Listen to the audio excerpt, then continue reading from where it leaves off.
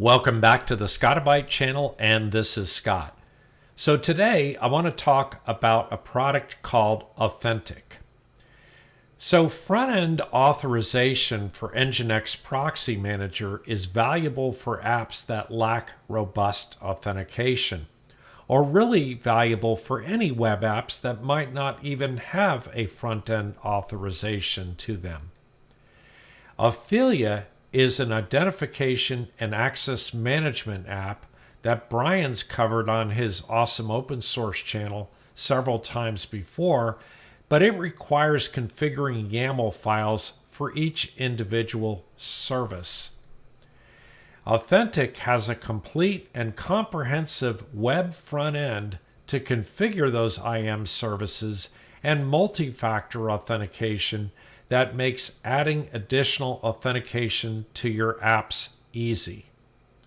Authentik has numerous features, and at first look it kind of looks a bit overwhelming because it supports the NginX webserver, it supports Traefix and Caddy, but I'm going to focus on Authentik specifically with NginX Proxy Manager.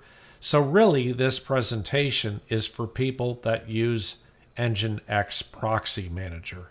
To understand what we're dealing with, I drew a very quick picture here where we have the public internet, and normally if someone connects to one of your services, say whiteboard.scotti-byte.net, they would go through your router because they have the WAN address of your router, which is inherent in the description for your subdomain.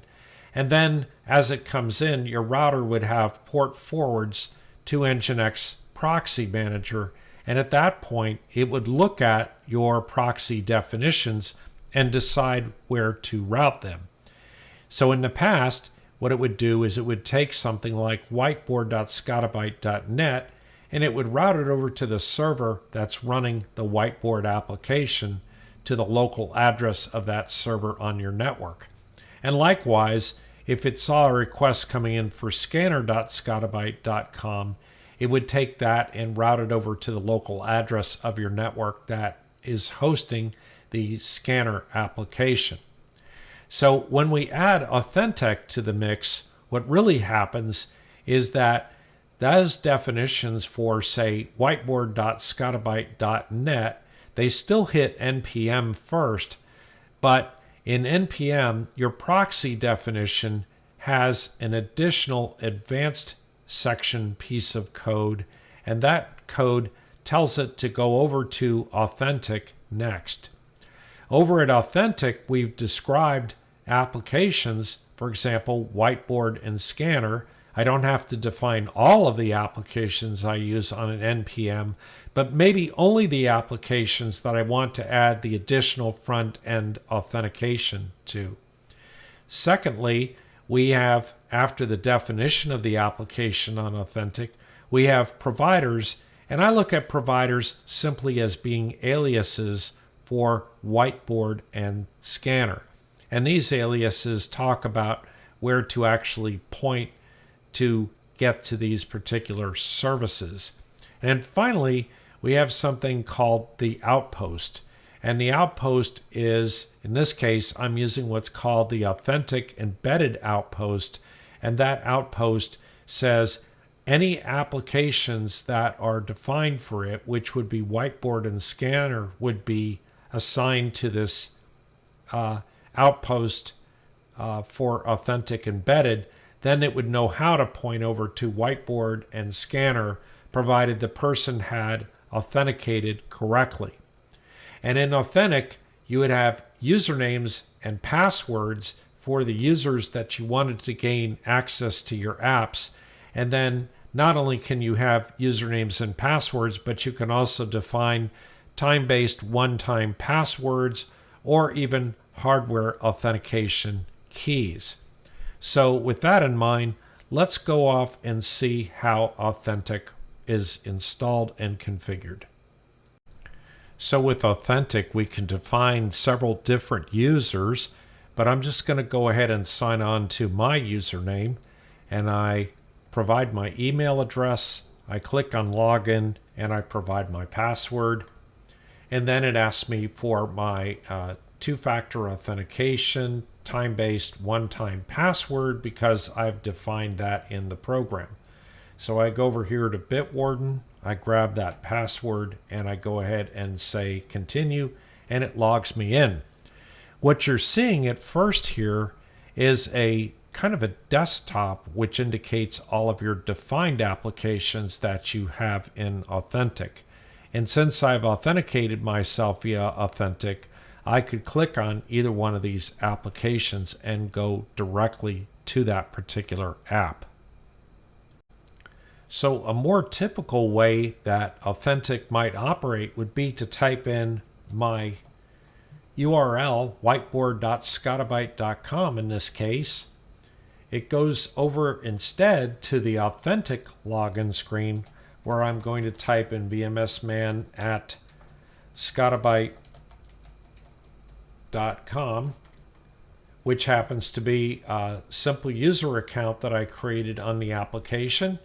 I then say login, and I type in my password, and it brings me to the Whiteboard application. So here we are over on a LXD container where I have Docker and Docker Compose installed, which I've covered on the channel many times before. And I'm going to start by doing a nano docker-compose.yml. And then I'm going to paste in the contents of the Docker Compose file, which will be in the show notes. This is a pretty extensive Docker Compose, but there are no changes that you need to make in it. So I'll do a Control-O, hit Enter to write the output, and a Control-X to exit the nano editor. Next, we're going to edit a short script file named passgen.sh with the command nano passgen.sh. When we get into the nano editor, again, I'm going to paste in this particular script. We'll do a Control-O and hit Enter and a Control-X to exit the editor. Now I want to do a chmod plus X on passgen.sh to give it execute privilege, and then I want to execute the script with a ./passgen.sh. We're going to type our sudo password, and then it's going to go off and install an application as well as doing a couple of other things. Now, as a result of this, if we go in and we do a nano on .env, it's created a .env file with the following contents, and your contents will be a little bit different because what it's done in the background is to create an encryption key for the application. In addition to that, by default, Authentik listens on ports 9000 for HTTP and 9443 for HTTPS.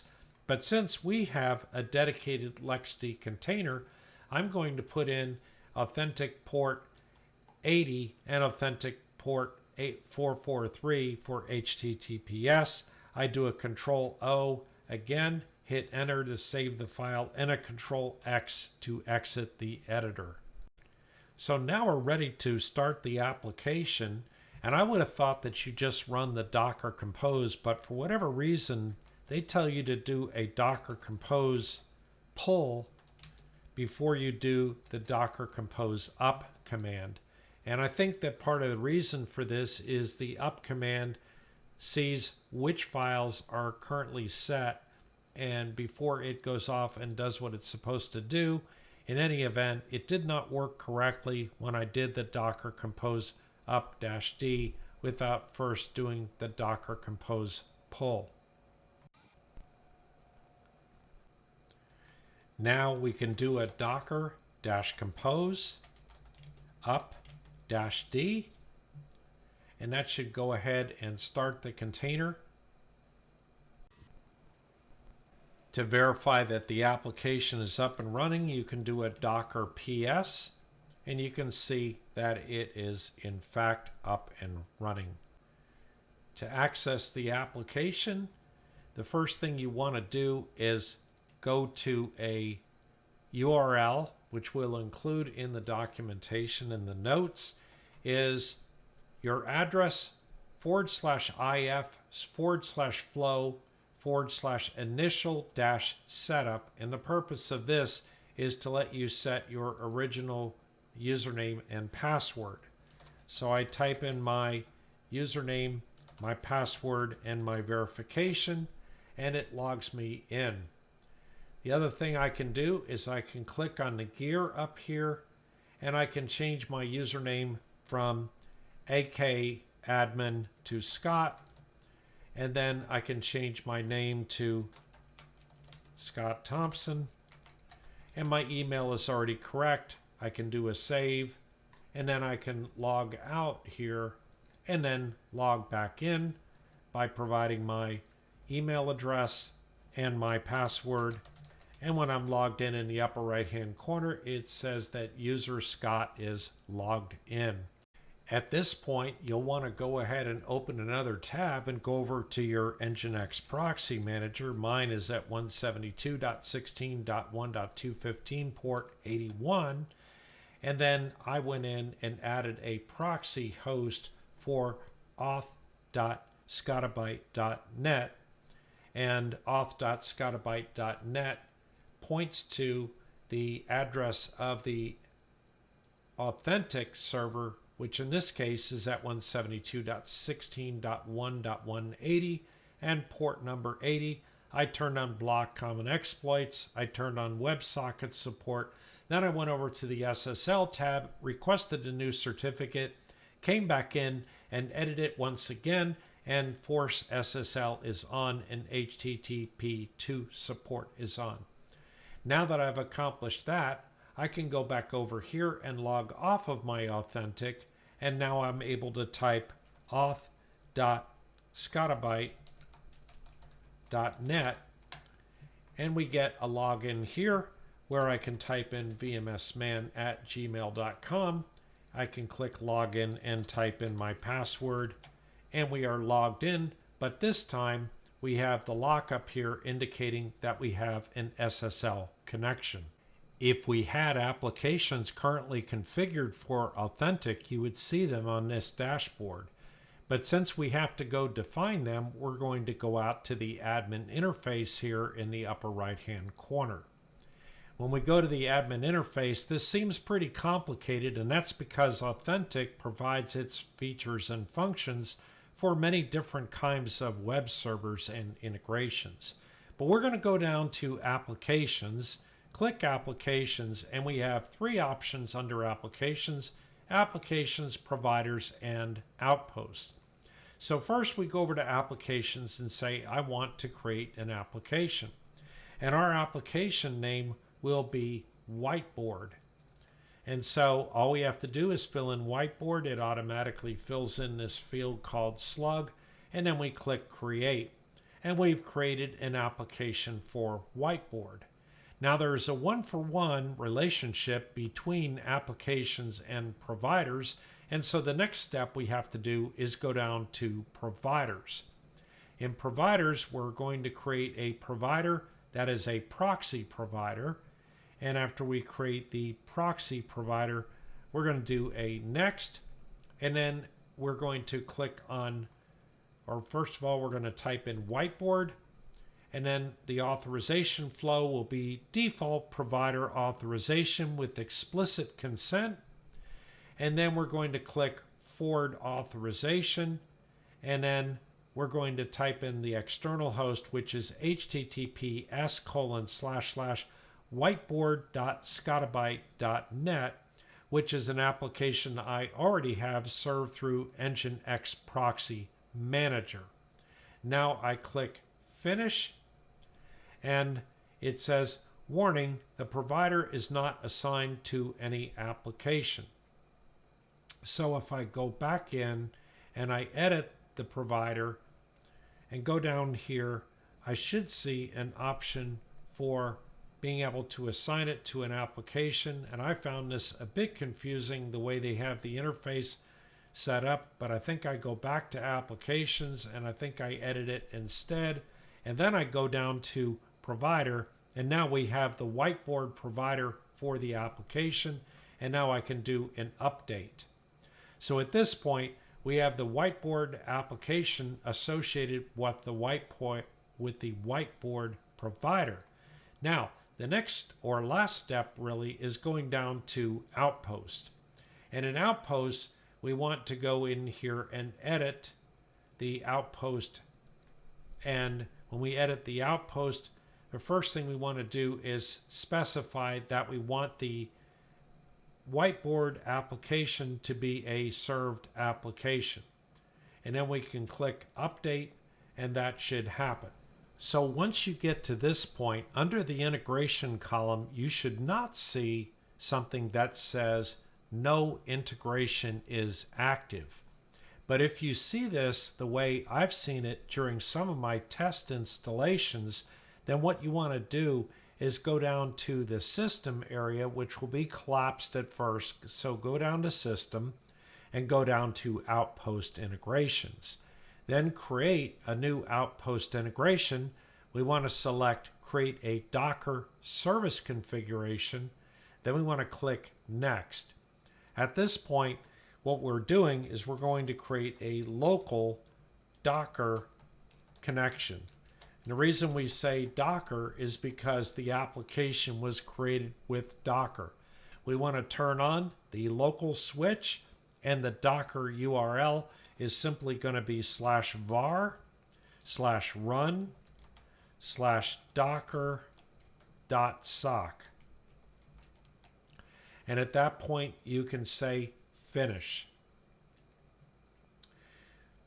And it says that it is unhealthy, and I'm not entirely sure why that is, but it should be updating itself. So if I do a refresh, there it is, and it says that the state is 23.0.2. So now I can go back up to Outpost, and Outpost says no integration is active. Now I'm going to edit my actions. I'm going to go under integration, and now I can choose local Docker connection. And then I click Update. At this point, we have our whiteboard application set up correctly. So the next thing we need to do is we need to go back to Providers. We're going to click on the whiteboard provider. We're going to go down the screen, and you can see that it has several different setups. So the setup that you want is NginX Proxy Manager. So we're going to select all of the text in that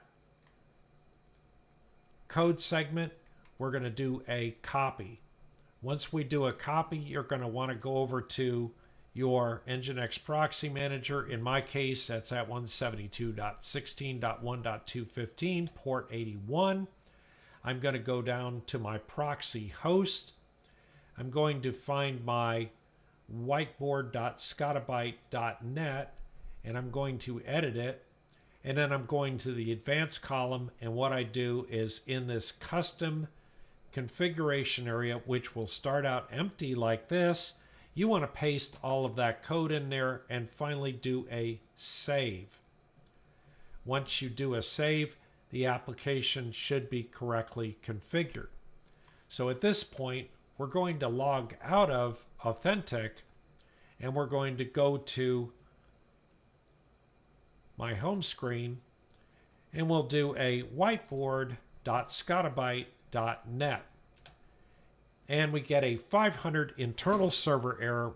So if you happen to get a 500 server error, then you want to go back into NginX Proxy Manager, and you want to go edit your particular service, in this case whiteboard.scotti-BYTE.net. Go over to the advanced section and scroll down and look for the command for proxy pass.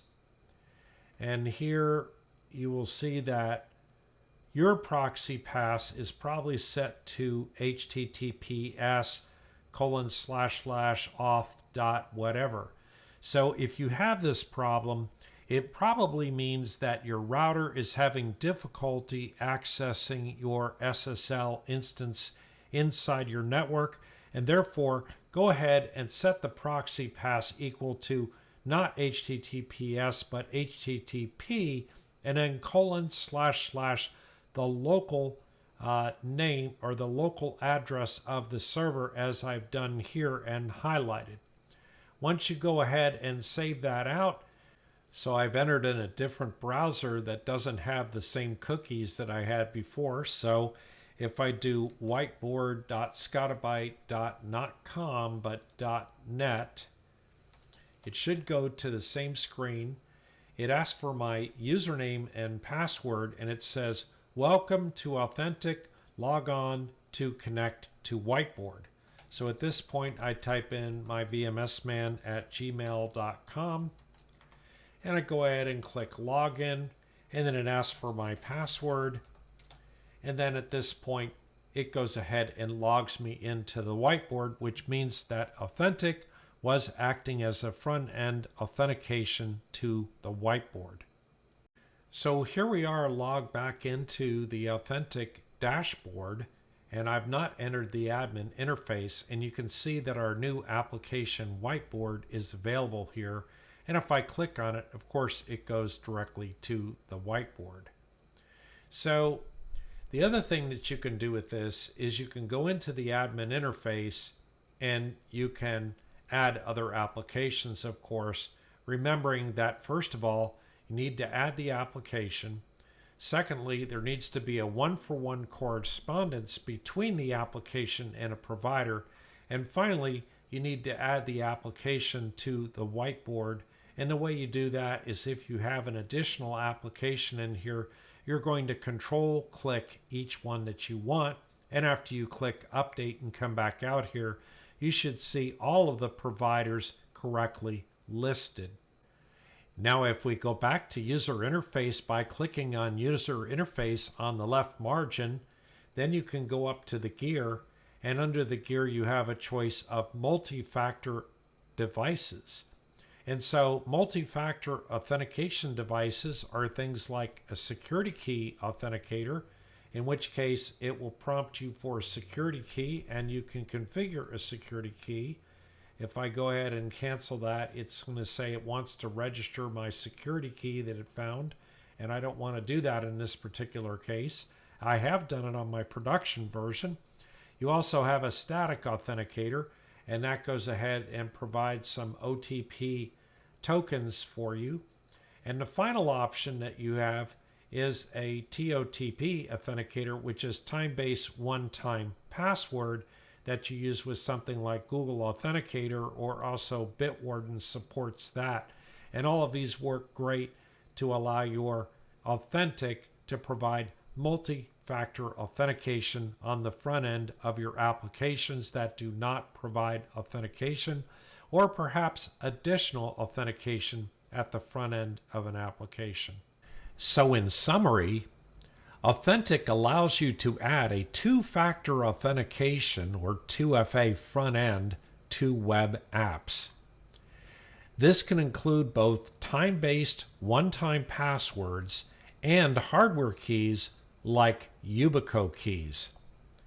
Defining an authentic authorization for NPM involves defining the application name, creating a provider, otherwise known as a proxy, and adding an outpost and pasting the provided code segment into the advanced section for your NPM proxy.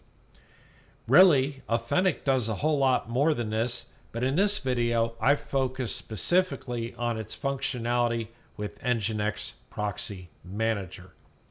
Anyway, that's it for today. Please subscribe and like to the channel, and don't forget to hit that notification bell, and we'll see you next time.